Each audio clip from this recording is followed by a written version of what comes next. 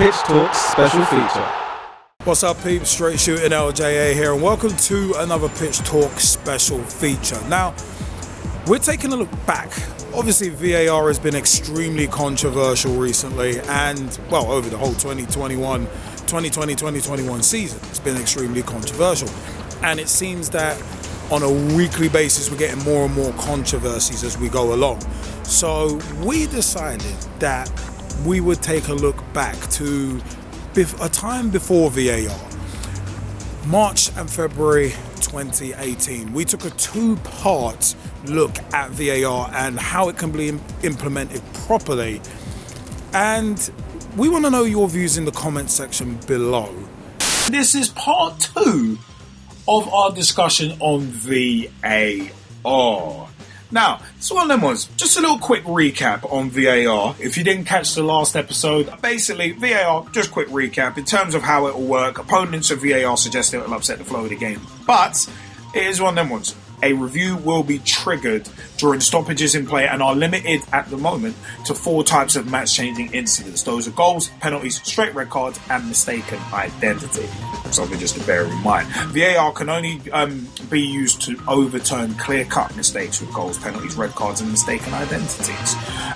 In terms of what's been learned so far, human error. Human error and subjectivity. It won't stop. With penalties in particular, it's still down to referees and VAR's judgment, so bear that in mind. Replays, the VAR and referees are encouraged to watch replays in real time, but are permitted to use slow motion should they wish, particularly with handball incidents. Communication, both referee and VAR can start a conversation. It's not a constant dialogue during the game, but there are regular exchanges. And also crowds. There still are issues about showing fans in the stadium what's going on. So with clubs, as we mentioned in the previous episode, there are some still big clubs, Liverpool, Man United among others, who haven't got big screens, so you can't exactly show, right, there's a VAR review taking place. So it is one of them. But as I said, it's not used for second yellow cards, and referees cannot say, I'm not sure, I'll look at the replay. They have to make a decision, and if it's a clear and obvious error, they'll be told by VAR. Now, we did discuss that in detail during, especially in regards to the Liverpool-West Brom game, where it kind of degenerated into farce. But VAR at the moment, a report that we discussed last time, shows that the technology has been 98.9% accurate in decision making during its 2-year worldwide trial. Because remember, in England at the moment it is still in trial mode. So it is one of them ones in the FA Cup and that kind of thing. It is still in trial mode. But fast forwarding to the 28th of February 2018, the Premier League could lose TV viewers if it introduces the video assistant referee VAR system, says Crystal Palace chairman Steve Parish. VAR is being used in selected domestic cup matches, but Premier League clubs are actually due to meet in April and could make a decision about its use in the top flight. Parish, who says that VAR, which was used in the Carabao Cup final quite recently, could lead to stoppages and games lasting 2 hours. I think we are going down an extremely dangerous road, said Parish. He said, I'm very worried about VAR. I think you will lose those fringe viewers because those people who don't watch every week and will tune in and find the rules have changed, they won't know what's going on. That's why you have explanations. But anyway, we are always talking about viewers having shorter attention spans, so why have all these stoppages and make a 90-minute game last 120 minutes? Now, as we mentioned on our previous podcast episode about VAR, UEFA President Alexander Seferin said the system brings in a lot of confusion and nobody knows how it works. The IFAB at this time, on the 28th of February, were actually due to meet. We're going to get into that in a second. But basically, UEFA has said it won't be deployed in the Champions League for 2018-19. Again, we mentioned that on our previous podcast episode and discussed that at length as well. But Steve Parish says, my real problem with VAR is that at the moment they say there are 4 decisions where they use it. But you know that they'll then say, right, we're getting those right, but we're not getting the other decisions right. So they'll want to have VAR for those too. They'll end up using it to see if a keeper has taken 6 steps. I don't see a point a point in having it for some things when you are still kind to get injustices. I would leave it as it is and maybe have an extra referee to try and get things right, keep the flow of the game. Controversy sometimes costs you dearly, but it's actually part of the game. We'll come back to those points definitely. But from the 2nd of March 2018, Premier League clubs are not expected to introduce video assistant referees next season, even if football's lawmakers were to have approved it. The IFAB, which coming back to. But it has been reported that several teams have concerns over the trial games, and it's thought that clubs only agree on some of the reasons to review game-changing incidents. The system was recently described as comical and embarrassing after Tottenham's 6-1 FA Cup win over Rochdale, when a goal was disallowed and a converted penalty overturned. But to me, those decisions were right. But anyway, some Premier League clubs want VAR to be used only for matters of fact, such as whether incidents take place inside the penalty area and cases of mistaken identity. There are also concerns over the number and quality of officials needed to officiate a full programme of fixtures. Some referees have received the necessary training and several have officiated in FA Cup and League Cup games this season. However, several clubs may want to see more referees exposed to VAR in match situations with the kind of pressure placed upon them that is difficult or impossible to recreate outside of a live game. The Premier League has said it's open to considering new technology that assists match officials without disrupting the flow of the game. We are monitoring closely the video assistant referee trials being conducted in other competitions. The evidence and learning provided by those trials will inform further discussions with our clubs later this season. The only voice of doubt on the AFAB board was believed to come from the Football Association of Wales. So that's an interesting one. But at that time, if the IFAB had voted to bring in VAR, at least 14 of the Premier League clubs who will meet in the coming weeks must vote for VAR to be introduced into the top flight. Keep that in mind too.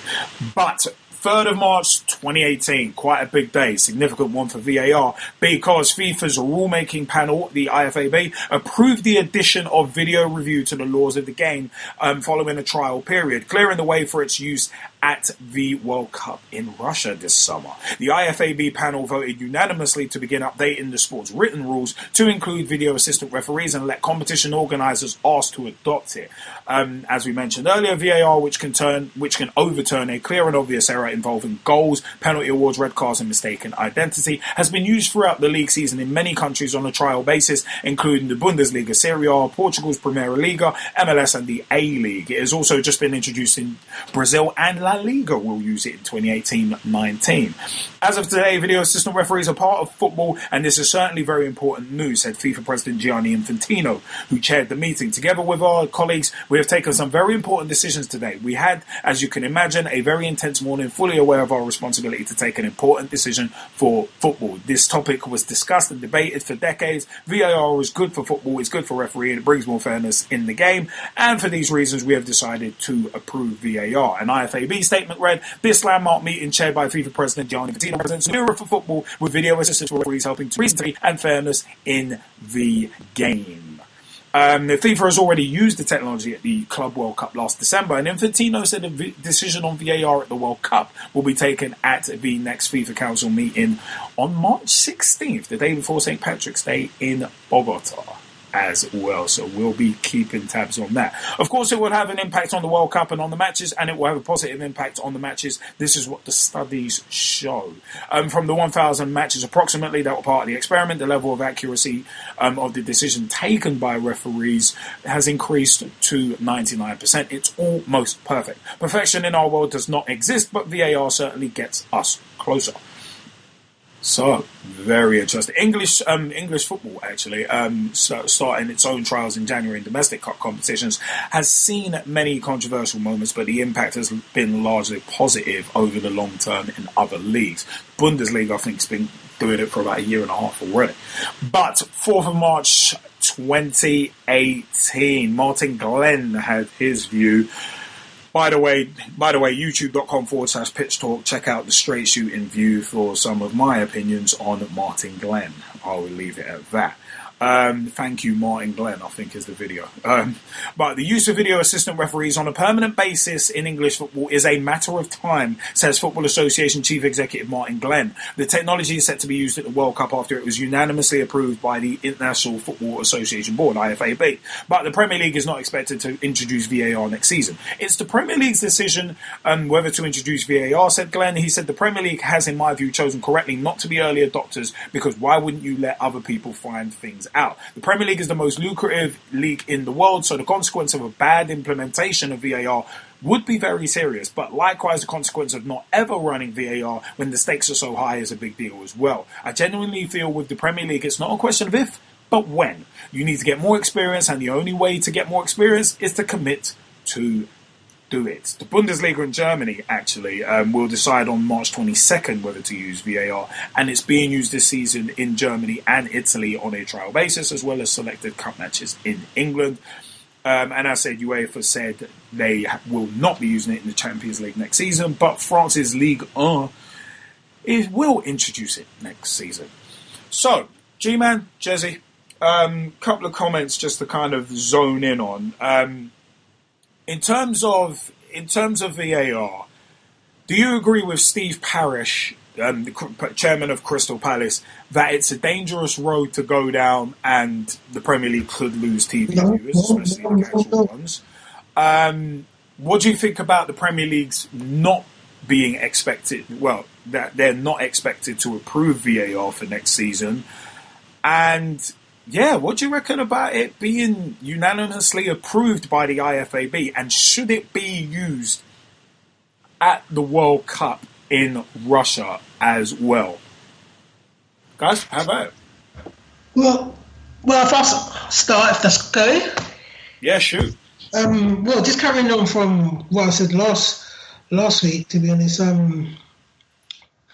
I think basically VAR should be introduced at, all levels on top tier football. If we're going to go forward with using VAR, you have to start at some point.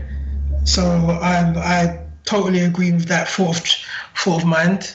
In terms of Steve Parish, I'm not too sure what his reasons are behind not wanting to use VAR, either or whether his views are that genuine. But at the end of the day, I think it's a bit of scaremongering that he's using, and it's a bit of a hyperbole in terms of talking about fans are going to walk away from the game, because I don't see that happening at all.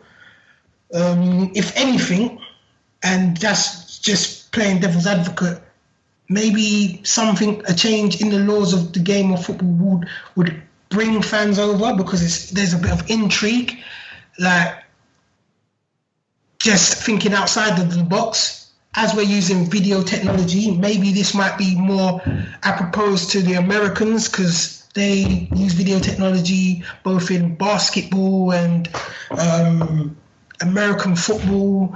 They're used to using video technology. They understand the philosophy of video technology. So maybe that could open up the eyes and ears on that sort of level, and all those who those sort of sports. And for those who don't, it's like, yeah, you hear all the commotion around, this VAR, and I'm just thinking about me here. If I wasn't into football and I kept on hearing about VAR in the office or on the news, I'm going to want to check it out and see what it's all about. So losing fans or gaining fans, we never know, but I reckon you'll gain more fans than you lose. Any true football fan that walks away from the game because they don't like VAR, I don't think they're a true football fan. That's my opinion anyway. Anyone that's offended, you can have at it in the comments and give all your views or whatever. But that's my opinion on Steve Parish's comments there. In terms of the IFAB, I said it earlier. In terms of the IFAB, moving forward and saying, look, let's bring VAR to the world stage by having it at the World Cup. I think that's a bold move, and I think that's the right move. yes, Jezzy Fizzle gave us a very opinionated, and I think he gave us a very leveled feeling towards VAR, the goods, the bads, and the uglies. But I've got to say, there's always going to be ugly around this when we're introducing something that's like out of the box for football, and there's always going to be teething problems. That's one of the things Jezzy Fizzle mentioned last week. There's always going to be teething, and yourself, Liam. There's always going to be teething problems. But at the end of the day, we have to get through those teething problems by facing it head on, and building some form of structure, some form of knowledge, basically, because every incident that happens, there's a new piece of knowledge to understand, the different variants of the game, which will be affected by VAR, by, rewinding, looking at defensive positions, penalties, mistakenly identified players, So it's a bold move. I think it's a bold move. I think it's a good move. I think it will be something that's embraced, just like any change in the game. And that is where I will leave it and allow the Jezzy to just a minute, take there. What do you think about the Premier League potentially not adopting it next season? Because and Martin Glenn's comments on it as well, where it's kind of like, well, considering what we've got riding on it, it's not a matter of if, it's a matter of when, but we don't want to adopt it too early. Like, do you reckon that's just down to the team? I think it's a bit of poker there, because at the end of the day, the Premier League is, and I've got my two fingers up in quotation marks, is considered as one of the best leagues in the world. Yeah, and arguably it's got the best team in the world, AFC, Arsenal. But I'll leave that. I think what the Premier League is doing is they're just waiting out to see how, they're trying to get all their ducks in a row. They want to bring it in, and they want to have a smooth transition. They know how not volatile the fans can be, but I think it's more how volatile the press can be. Yeah, and they'll rather have more of the press on their side than have more of the press critiquing every incident that happens, as it has been happening with the few incidents that we've had so far this season. So I think like the Premier League, we know that the Premier League is one to shy away when it comes to bad press, and they like to go back into their caves and act like things never happened, and then come out with some rash decisions or decisions that don't make sense. So I think what they're potentially doing is just waiting out, seeing how the other big leagues handle it, trying to script the rules as best they can for the Premier League, and an implementation will be inevitable, because, for instance, if we are going down the route where Germany's got it, where France will have it, where Spain will have it, that's going to make if that's going to make those leagues more attractive than a league that doesn't have it. If every other league's starting to implement it, wouldn't you say that would make it more attractive? If I throw that back at you, in theory, yes. I mean, it at least goes some way to making it more fair, which I guess is kind of the bottom line they're trying to go to on this. But I kind of like the point you brought up about the press, because in my view, and we've discussed this off air. I think we discussed it on our last episode, but we definitely have discussed it off air, where it kind of looks like the media's been trying to bury it. The media, metaphorical burying, of course, like Triple H with WCW champions in 2002, 2003, that kind of burying. But it's one of them ones where it's like, I've already thought that the media have been trying to bury it, so it's kind of like, well, are you rushing this through? Is it this? Is it that? And I think we did discuss about the powers that be maybe being responsible for burying it by rushing the implementation. So that's where Martin Glenn's comments become interesting, because it's like, oh, okay, you're kind of now saying you're waiting it out in a way. And it's like, all right, that's kind of fair, because like the analogy that I brought up on our last episode about macOS Leopard. When that first came out, it was terrible. It was utterly woeful, and you had people questioning whether it had even been beta tested. VAR, to an extent, the amount of teething problems that it's had, it obviously does beg the question: has this been tested? Has it been tested fully? And especially the thing about letting the crowds know. It's like, what, you didn't foresee this? Yeah. I mean, the press have a real knack of, if they don't like something or they want to bury someone, they will manipulate. The parasitic media will manipulate, and like literally go out of their way to try and bury something. I mean, there's something that's happened, well, and been apologized for in the last 24 hours, where it shows that. I've seen the same thing, the same piece of video footage, like reported and interpreted basically three different ways by three separate sources. Yeah. So it's kind of like VAR has almost been unanimous in kind of the media, almost, as said, trying to bury it in this country. It's like, oh, it's shambles, oh, it's a joke, oh, it's this, oh, it's that. And people being asked leading questions like, do you think VAR is bad? It's like, well, you've kind of painted me into a yes or no corner. If I say yes, you're gonna just dismiss, oh, what does he know? If I say no, yeah, see, look, this person is another person who says no. So that's part of my view. Just to add, I think with how big the Premier League is as well, that these sort of changes can't just be done overnight by a few clubs either, it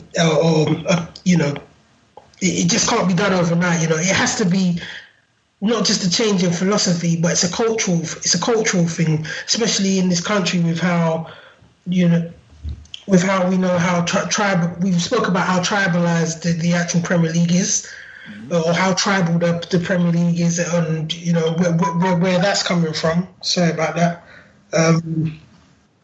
And I think it's more that the Premier League themselves, they have to implement it in a way where it's a new ethos culture that they're bringing into the game. So they need to have the right people in place to be saying the right things to help them get this across to everybody. Like, for instance, I just say like the pundits. Now, to me, the press are one animal, but the pundits are another animal. And at the moment, I see the pundits as some lawless baron, because you can get people from different, and this is just going off a bit on a tangent a little, but you can get people from different clubs who have different agendas, who are doing a different level of punditry, whether they're being biased against a few clubs, or whether they're straight talking, or whether they talk facts, or whether they've had experience doing their licenses. You've got pundits with all different levels of levels within the game and outside of the game, and the messages that come from them. And I know it's meant to be opinionated and they're meant to just basically be fans on TV that were former players that were part of the game. I understand that, but it's like they're also meant to help the leagues that they're speaking. In my opinion, they're also meant to help the leagues, sister leagues that they're speaking about, because they are the true representation of the game. If that makes any sense to you. And sometimes they don't come across like that. They speak as if they're still players rather than they are fellow colleagues who are trying to teach fans and give an opinion about the game in a more reflective way. So instead of being ambassadors, most pundits, in your opinion, are kind of like just shooting their mouths off because they've got an agenda to get over. Yes. Because I totally agree with that, especially with people like, say, Robbie Savage. Let's pick a name. Robbie Savage is probably the worst of the bunch. Mid-card at best, mediocre player. Actually, undercard, to coin some wrestling vernacular. Undercard player at best. And it's like, yeah, he shoots his mouth off a lot more than he's got a right to, on a personal note. But I think it's one of them ones where he's very much subscribed to the theory that forms the title of Eric Bischoff's book, Controversy Creates Cash. So instead of educating people and being like, no, this is the way it is, this is the way it should be, it's one of them ones he's just shooting his mouth off just to get his personality over. And it's like, yeah, okay. With punditry, I personally always look for insight. So it's one of them where that's why with Alan Hansen, I always used to love Match of the Day when Alan Hansen was on, because I knew that he would drill down and analyze the defense. What errors did they make? What did they do well? How did they work as a unit? Did one person not work and everybody else did? I used to love that because it's analysis. I much prefer when someone does that, which is why, hey, Gary Neville, as I've said, as a Liverpool supporter, as much as it pains me to say, he's an amazing pundit because he actually analyzes. He's not just trying to get his opinion over or bury someone. He actually analyzes. But in this era of television ratings, to an extent, and trying to fight off competition from others, especially the online areas, it's a case of, it seems like they're hiring pundits. All right, how much can this person shoot their mouth off? Because Roy Keane seems to make a living off being the grumpy old man and just burying people. It's like, okay, it's like, all right, mate, like, are you actually going to analyze what he's done, or are you just going to bury him? You'd be like, oh, that person's crap, that person's this, that. But that's part of my take on it. I'll say that much. Yeah. And this is it. With VAR, if they don't understand it, then they're not really actually going to push it the way it's meant to be pushed. No, definitely. That's the sort of point I was trying to get at. If you ain't got the pundits on board, then you really ain't going to have a chance in hell, because there's, as we've seen, they make it more confused than it actually is sometimes as well. No, definitely. I mean, Jesse Fizzled, same questions as earlier out to you. I know you've been waiting a while. Sorry, man. No, that's no problem. I mean, let me start with Steve Parrish's comments to begin with, right? Because I have a bit of an issue with that. And my thing is, really, for me personally, it comes down to marketing, right? So he's saying that it's a dangerous road and the Premier League could lose TV viewers. Firstly, Steve Parish, know your role and shut your mouth, right? Nice. Let's look at where your club is, right? And I'm saying to you, how about you sort out that mess, right, before you start talking about VAR and the Premier League potentially losing TV viewers, right? If we're talking about your club now, okay, your club is already on a dangerous road and could be losing their Premier League status. So how about you go deal with that first and foremost, right? So here's my thing. VAR is not a dangerous road. VAR is the road that football as a sport needs to be on. Now, you quoted Jim Cornette's, Eric Bischoff's book, Controversy Creates Cash. There's too much controversy in football when it comes to certain refereeing decisions anyway. What we're looking to do is remove that controversy. And what better way to do that than with VAR? I actually don't think there is a better way, because we've tried to use additional officials in the Champions League, right, and the Europa League, right, and I've said it on record, you can go back to the old podcast and listen to me say it, you've just got additional paid spectators at the game. VAR is not that. Right? And the VAR can help with sorting out red cards, penalties, cases of mistaken identities, and whether or not, a goal is actually a goal or not. That's a lot more than having additional officials who have to have their back to the game for a lot of the time. That's all I want to say about that. So it's not a dangerous road. The funny thing about it is it's a matter of the technology's here.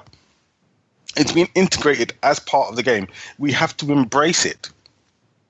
We have no other choice. If you really want to improve football, the way that a lot of people say that they want to improve football, right? You have to embrace VAR. I mean, we had the same thing with goal line technology, did we not? Yeah, there was And the same technically, sort of resistance. Yeah. Goal line technology should have been a dangerous road. The goal line technology should have lost TV viewers, except was it really that dangerous, or did it help to clarify one of, the key decisions in the game, and did it not make the game much more exciting?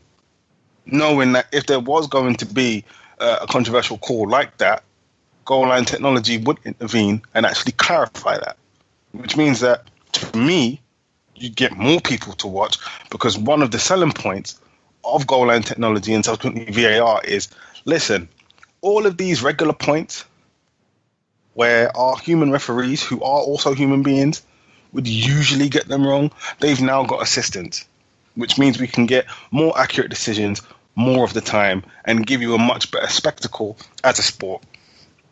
To me, that doesn't sound like anybody's losing viewers. If anything, you're gaining viewers, especially if you want to talk about the really, really big and important games across a league or cup season, right? When you're talking about, first versus second or first versus third, and, we're talking about a matter of maybe a single point or goal difference being a differentiating factor between those two teams. If you're talking about quarterfinals, semifinals, and finals of domestic cup competitions, that sorts that out. That increases the viewership. And if you want to bring derby matches into it, even more so. So, dangerous road, Steve Parish? Nope. Losing TV viewers, Steve Parish? Nope. Let's move on from you, right? Because that's about enough from that. So, I would say, again, my overarching point is VAR has to be embraced. It has to.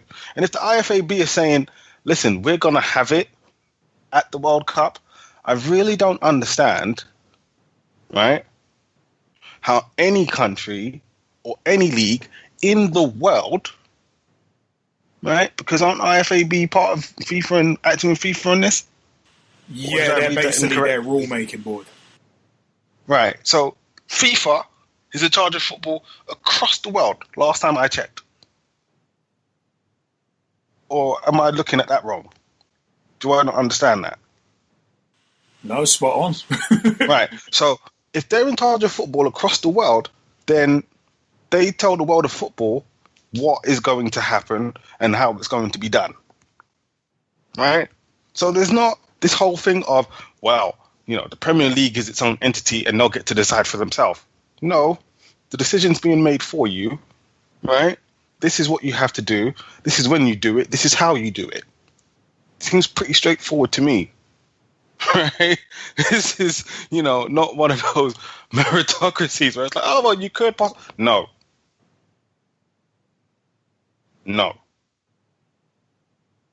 Right?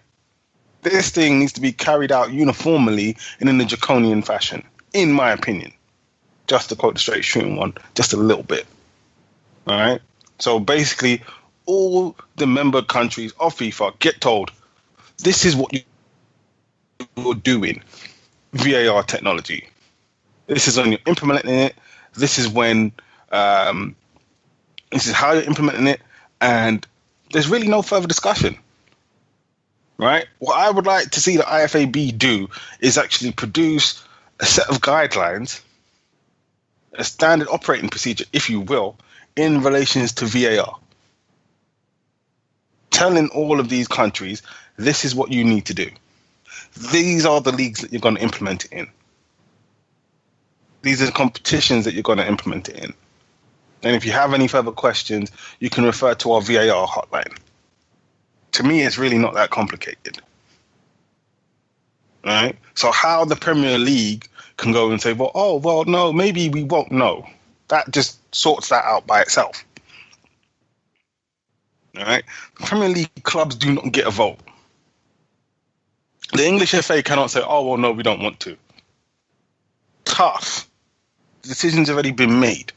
It doesn't say. The technology's already there. It's about to be part of the game. It's something that needs to be embraced anyway. So if I'm FIFA, right, and I know that I'd want a lot of things to be democratic, but this is one where I'm like, no, actually, this is autocratic. I don't need your vote on this. This is where we're going. This is what we're doing, because this is about actually minimizing refereeing mistakes. This is about actually assisting referees during games where, let's be honest, right, they're in the middle of stadiums with thousands of people, right, high pressure situations with really no recourse if they get the decision wrong, right, and under an enormous amount of scrutiny anyway. We were talking about the media earlier, right, and we're saying how the media have their own agenda. Listen, the IFAB need to set the agenda for the media in regards to VAR. Where the IFAB say, listen, this is what you're saying about VAR and nothing else. Right? So if that was the case, Steve Parish doesn't have a leg to stand on where it's like, it's a dangerous road. No, it's not. This is what the road is. Simple. So again, you know, I really don't understand how, you know, Premier League and the Premier League clubs, it's not even necessarily the league itself, it's the clubs that are going to say, I don't really know. Like, really? Do the clubs really want to be in a position where, hang on, one of the reasons why one of these clubs happen to lose so much money from being out of the Premier League is because of a poor decision that could have been resolved by VAR, that's not resolved by VAR? Are you really trying to tell me that a team that's chasing for a Champions League spot or fighting for the Premier League title wouldn't want their season to be resolved by VAR when it comes down to a controversial penalty decision or a red card decision against arguably the club's most important player? I don't think they're going to argue against that. Right? So if they happen to need someone to negotiate this from a public relations or marketing perspective, listen, you guys can contact me. I'm on LinkedIn. You can get my contact details. I'll happily represent you for a very high fee. And I'll introduce you to my two assistants, the straight shooting one and the G-man, if you need that to go down that way. Because I really don't understand how it could be anything other than that. Right? Because one of the biggest things in the media that we talk about when it comes to decisions is about the quality of refereeing overall, their level of training, right, and the actual decisions that they make. So why would you want to take away, arguably, the biggest and most practical help that referees have ever had? Why would you want to take that away? It makes no sense to me. No sense. And the Premier League clubs being able to say, I don't really know. Again, I don't understand it. Premier League clubs should be more for it because, let's be honest, how many controversial decisions have we had this season alone? Quite a few. Now imagine if those decisions were actually resolved through the use of VAR because it was actually implemented properly. The IFAB have put down a set of guidelines where everybody knows how to use it, when to use it, what to use it for. It's a totally different season after that. Totally different. Right? Can any of the pundits who, as the G-Man rightly pointed out, seem to have their own agenda and seem to be a separate arm of the media, actually argue against any of those decisions when they look back at it against the replays? I don't think so. They'd be in full agreement and full support. But to me, that comes down to the IFAB telling everybody, this is what you do, this is how we're going to use it from now on, and not necessarily leaving it up to individual countries, and in some cases, even individual leagues, to decide for themselves. No. I think certain decisions need to be taken away from them. And it's as simple as that. Now, in regards to Martin Glenn, I have a lot to say about Martin Glenn personally, but this isn't about that. I'm going to go back to his point where actually says it's a matter of time. And in that regard, I agree with him 1,000,000%, if that's even possible. I do agree. It is a matter of time because, as I say, the technology, it's there to be embraced. It has to be embraced. There's no way around it. It's inevitable, in my opinion. The part that I don't understand, right, is why he wouldn't want the English FA to be one of the world leaders when it comes to VAR.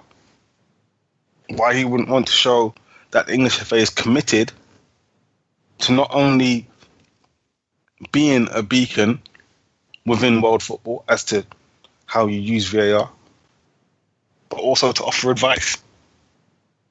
So for me, there's a big window there where, let's be honest, England and the English FA is supposed to be the godfathers of football, right? The creators of football, but somehow they're lagging behind because of their own indecision. What kind of world football and leadership is that? What kind of founding father behavior is that? To me, it's not. And, for now, it's like, oh, well, the Premier League this, and, we want to make sure that it's right and it's that, blah, blah, blah, blah. How about, right? You use the Premier League to show everybody else how to get it right. How about you put English football at the forefront because of that, rather than sitting on the fence and being behind everybody else in spite of it? Just a thought. Do you know what? I'm going to latch on to that last thought. I've said on a number of occasions in regards to a few different things, especially prejudice in football. When we've looked at homophobia, we've looked at racism, we've looked at other things as well, and also especially disability in football. When we've looked at each of those three topics, the one thing that football has always done, it's always lagged behind.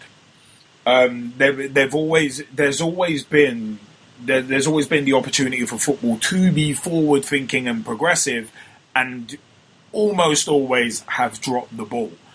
And that point you brought up, Jesse, about how about the FA be kind of standard bearers rather than bringing up the rear.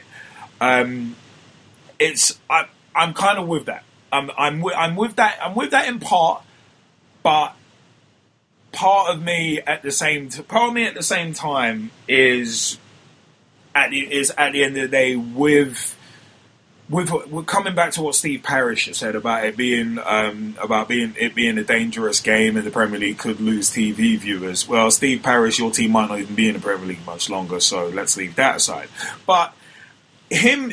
There, as the G-Man said as well, there has been a lot of hype. There's a lot of hyperbole in what Steve Parish says, because he's like, what's it? I think you'll lose the fringe viewers because those people who don't watch every week will tune in and find the rules have changed. They won't know what's going on. Well, sorry, mate, but that's why you explain it. That's why you explain it. It's not that hard to explain VAR. We summarized it for 5 minutes at the top of this segment. It's used in 4 different places. Four different instances. So it's a case of goals, penalties, straight red cards, mistaken identity.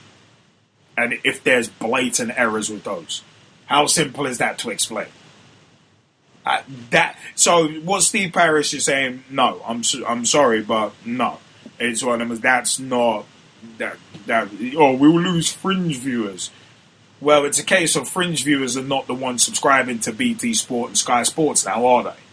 So that's not your core audience. So why are you worrying about a potential collective of people who are not your core audience? So Steve Parrish, sorry mate, leave your opinions at the door, please. But the thing is about viewers having shorter attention spans, again, that's a non-issue. If you explain what's going on, and it's like, right, we're going to take a minute just to review this decision on VAR. If you keep people updated, then they're not going to disappear. And again, it's this thing with implementation, where it's like, if they can get the times down, because Liverpool West Brom at some points degenerated into fast because it was taking 3.5. One of the decisions took about 4 minutes. If you can get that down to a comfortable minute, if that, boom, good. But the only way you are going to get those decisions made quicker is by experience. And how do you get experience? Doing something over and over again. Repetition is king. Ask any footballer. Repetition is king. How do you get better? If you haven't got a right foot, how do you get better using your right foot? You keep using it. You force yourself to use it. So eventually it will become better because your technique develops. You get quicker. You get quicker at making that decision because now you've got another foot to use. You get better at using it. So it's one of them ones. I mean, I'm saying, but again with Steve Parrish as well, it's like saying, oh, a 90-minute game could turn into an hour 20. No, Liverpool West Brom didn't turn into that. Didn't turn into an hour and 20 minutes. So no, mate. Once again, no. It's a very archaic view, in my opinion, that Steve Parrish has come out with. That's why I don't agree with it. That's why I think he's this guy's being bullheaded. He's being a moron. It's like, dude, change is coming. Either you be a part of it, or to coin a phrase, evolution will pass you by. To quote Triple H from 2003, it's like evolution has just passed you by, Steve Parrish, and we can see that you're still dragging your knuckles. Sorry, dude, but that's just the way it is. At the end of the day, it is one of them ones. Yeah, it will probably extend into other areas, but there are a lot of. I mean, you look at one of the primary ones outside the original four. You'd look at offsides straight away because there are some woeful offside decisions made. So it's like, well, at the end of the day, there are some things that yes, it can be used in, and hey. I know of some people who don't watch football, or at least not as much, because there's a lot of injustice in the game. And other sports have been jumping forward and using VAR. And at the end of the day, all of those other sports had their teething problems. Like other sports, whenever technology's brought in, that there are teething problems. It's like if you're the first to buy an iPhone on the first day, you better get prepared for some bugs. Even though you paid 600 quid for that phone, you better be prepared for a shed load of bugs whilst they work out the kinks. So there's that. There's also that as well. But again, similar to what we discussed on the last podcast, it's mixed messages. When you've got UEFA coming out and saying, well, we're not going to use it. But then certain leagues are like, yeah, we're going to use it next season. And then you've got other leagues saying, no, we're not going to use it. So, in theory, FIFA and the IFAB could hand down some mandate and say, right, if you're taking part in European competition, you're using VAR. You ain't got a choice. As Jesse Fizzle said, take the decision out of these leagues' hands and be like, right, to make this even across the board, implementation everywhere at the same time, so everyone's on the same level playing field. And everybody is getting the same opportunity to work out the kinks of VAR at the same time. So you're not getting one league steaming ahead and knowing exactly how to use it, and they've got decisions being rendered in 30 seconds to a minute, and another league is taking 4, 5, 6 minutes to render decisions because they're still working out the teething problems. No. Football's got to move forward, and it's got to move forward as a united front. And that for me is the key thing, and that's for me is the problem, because FIFA are saying, yeah, we're happy with it. We're gonna meet. I think it was in Bogota, Colombia. They're gonna be like, yeah, at our next meeting, we're gonna discuss whether we're gonna use it in the World Cup, biggest competition on the planet. And props to FIFA, they're like, you know what, we're gonna consider using it this quickly. And it's like, all right, as long as you know what you're doing. But at the end of the day, you've got UEFA saying they're not, you've got certain leagues saying they're not. It's all mixed. And that's one of the major problems. I mean, the Premier League club's not expecting to approve VAR for next season. It's like, as Jesse Fizzle said, like, we're supposed to be the godfathers of the game over here, and I'm not talking about pimping ain't easy, pimps up, hoes down, not that godfather. I'm not talking about the godfather when it comes to making you an offer you can't refuse. But it's one of them where it's like, at the end of the day, this is where it starts coming down to, yes, I agree with Martin Glenn's comments about it's a matter of when, not if. But again, with the power struggle between the Premier League and the FA, you've got the FA chief executive saying, yeah, it's going to be introduced, I'm all for it. But then you've got the Premier League clubs who are not expected, and the league itself are not expected to bring it in next season. It's like you've got the FA and the Premier League singing from completely different hymn sheets again. So if that's happening just in one country, then you look at the three of the biggest entities in the footballing world, FIFA, UEFA, and our own FA, not singing off the same hymn sheet. Again, it's one of them. It makes it very easy for the media and pundits to bury VAR because they can just use that as the crutch. Well, if they can't agree with it, why should we support it? And I'm not agreeing with the pundits. I'm not giving them any sort of leg to stand on. I'm just playing devil's advocate in that one because I think a lot of pundits, as mentioned earlier, are just trying to get themselves over. Just trying to get their own agendas over rather than actually analysing and properly discussing what's going on the screens. It's like, Robbie Savage, don't want to hear your whiny, irrelevant opinion. You were a Jay Brown as a player. You were literally football's equivalent of a jobber as a player. So leave it alone. You're supposed to be here for analysis, not shooting your mouth off, because that's all you seem to be good at. But I mean, the Premier League not expected to introduce it. It's like, why are you purposefully being a day late and a dollar short? I can understand, yes, early implementation. Oh, there's going to be bugs and that kind of thing. But how are you going to work out the bugs if you're not like willing to take the chance? And with what's on the line, especially in Premier League football, which is the most lucrative league in the world, you would think they would want to be like, oh yeah, you know what, we want to make this a bit fairer. We want to make this fairer. I think most pundits and the parasitic media are just worried about, oh, we won't have as many talking points to debate and discuss. When really and truly they should be taking a page out of our book, and we have never had a shortage of talking points to discuss. And we don't do results and analysis on our podcast, but we still got loads to talk about.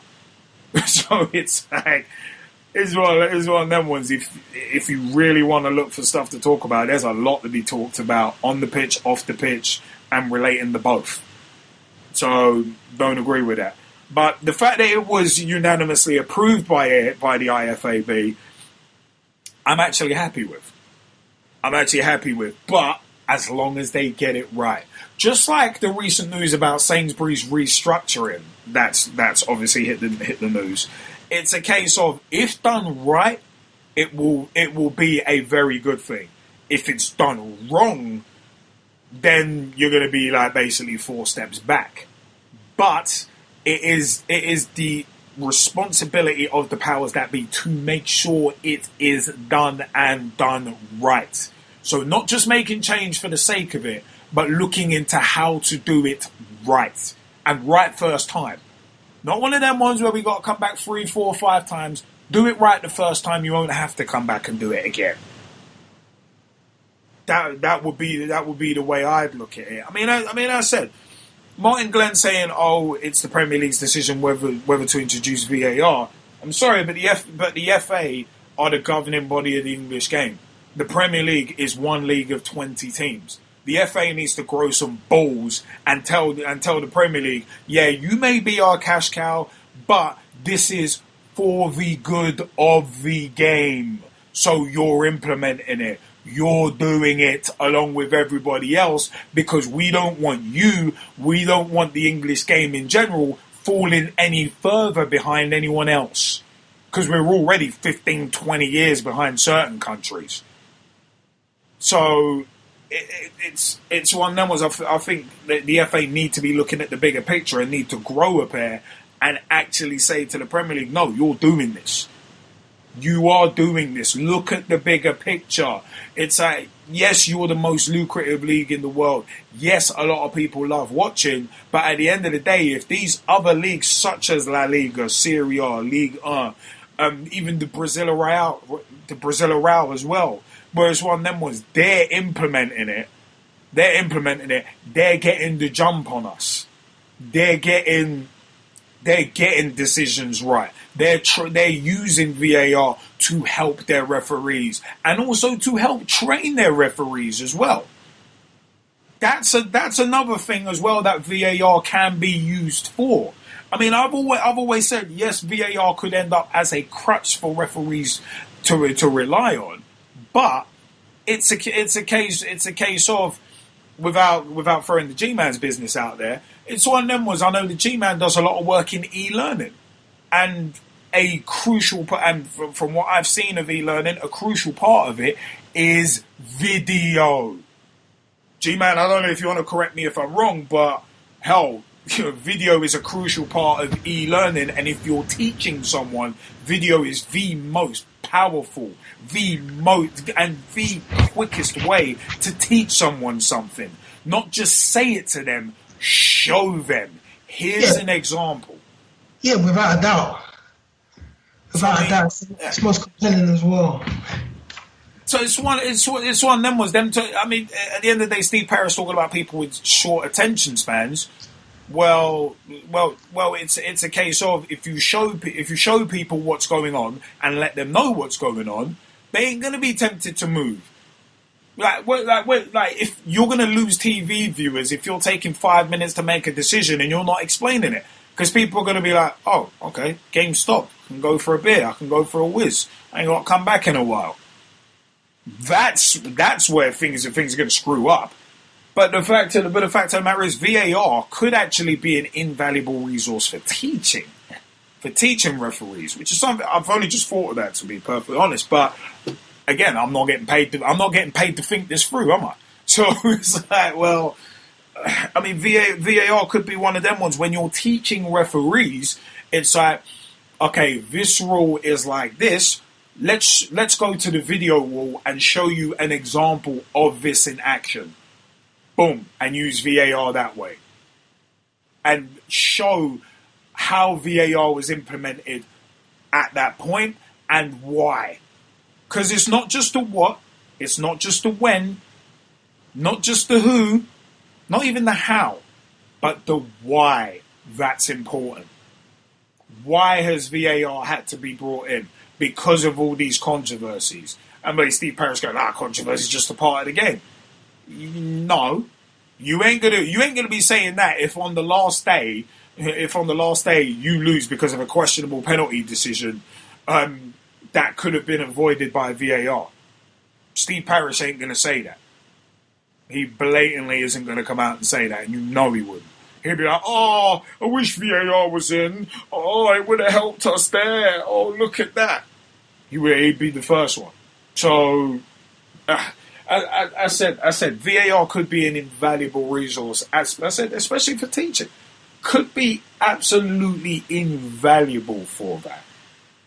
But with this kind of, if you've got one Premier League chairman like opposing it, and you've got a number of teams who can't even agree on financial fair play, let alone agree on something like this, then the media are going to bury it. Pundits are gonna continue to bury it because they're already doing. They're both entities are already burying it. They're just going to continue, and at the end of the day, the implementation is going to be slower, and then it's going to put us behind other countries who are willing to take the chance and implement it. Yeah, there'll always be teething problems, but if you think about, okay, right, this could happen, so we need this as a contingency plan. Crowd, oh yeah, we need to keep the crowds in the loop. How do we do that? Like we mentioned on the last podcast, how about partnering in the stadium announcer? Simple solutions. There are simple solutions to a lot of these problems, but they want to overcomplicate things. The powers that be want to overcomplicate things, and then the good old boy networks end up kicking in, and it's like, really, dude, you're making football look like a joke. It's not as if like people haven't got enough to look at football and think, oh, it's a clown show. That sport's a clown show. We got racism, homophobia, match fixing. We've got enough, and it's like, But as I said, if VAR can be implemented right and implemented quickly, would love to see it at the World Cup, because you wouldn't get controversies like England-Germany back in 2010. You wouldn't, when Lampard scored, you wouldn't get that controversy there. It'd be a little more even-handed. In the Champions League, you may not have got Luis Garcia's ghost goal. You may not have gotten that. Yeah, so it's one of them ones where it's like Pedro Mendes, and in the Premier League, Pedro Mendes' goal that wasn't. I think there was even, Reading v Watford back in 2009 in the Championship. It's like, the ref's blown for a goal? No, that ball hit the bar and came back out. It went nowhere near in. So literally, just there, I've named an example from a World Cup, Champions League, Premier League, and the Championship, where it's one of them ones where VAR could have sorted it out straight away. There's numerous more examples. Hundreds, maybe even thousands more examples. But as I said, at first I wasn't in favour of VAR, but it's one of them ones where it's like you can't not be in favour of it just purely when you look at logic. But it's all about getting the implementation right. But I said, it's definitely one of them ones where, yeah, dependent on decisions made, we might have to have another show on it, because there are decisions to be made by certain leagues within the next month or two. There are going to be decisions made, and big ones. So we're going to see. Jezzy, G-Man, was there anything else you guys wanted to add? Yeah, I mean, I'm just going to say this is my closing statement. IFAB, if you want somebody to go and actually implement this strategy for you, go and talk to everyone around the world of football and get VAR where it needs to be, holler at me on LinkedIn. Yeah, I'm available. I'm available for work. No, you laugh, G-Man, but I'm available for work. And I'm saying this, Martin Glenn, if you want to keep your name out the press for good reasons, and you want to have somebody actually handle the VAR situation in English football, holler at me at LinkedIn, right? I'm available for work. And this way you actually will be in the press for good reasons, because you hired someone to deal with a situation rather than creating one for yourself for the wrong reasons. G-Man, you got anything to add? I'm just going to say I'm looking forward to seeing VAR on the biggest stage, and I can't wait for the World Cup. Fair play. I mean, I'm with you guys on that. As I said, as long as they get the implementation right, then we're all good. But the only way, as has been said, the only way you're going to get that implementation right is by using it, and using it live. Because, hey, as we've shown before, there's nothing like live. Whether it's music, whether it's filming, there is nothing like live. But, and as I said, I think VAR can be an invaluable resource when it comes to teaching. It could be. So, you've seen now part 2 of our VAR special feature segment from back in 2018. Let us know what you think in the comments section. Let us know what you think we got right. What did we get wrong? Has VAR surpassed expectations? Fallen short? What's wrong with VAR? Is VAR just a crutch for bad refereeing? Is it papering over cracks? Is it being applied right in the 2019-2020 season and also 2020-2021?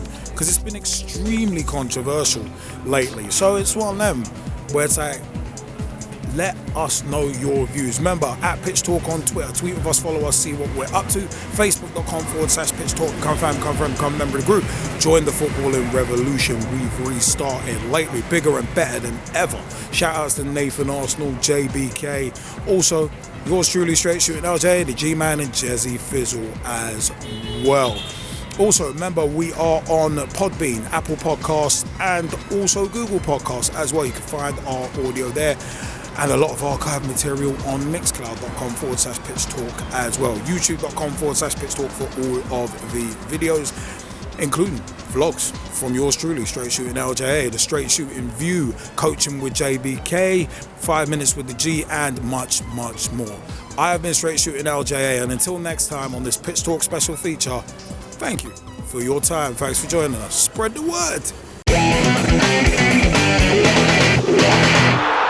Pitch Talk special feature.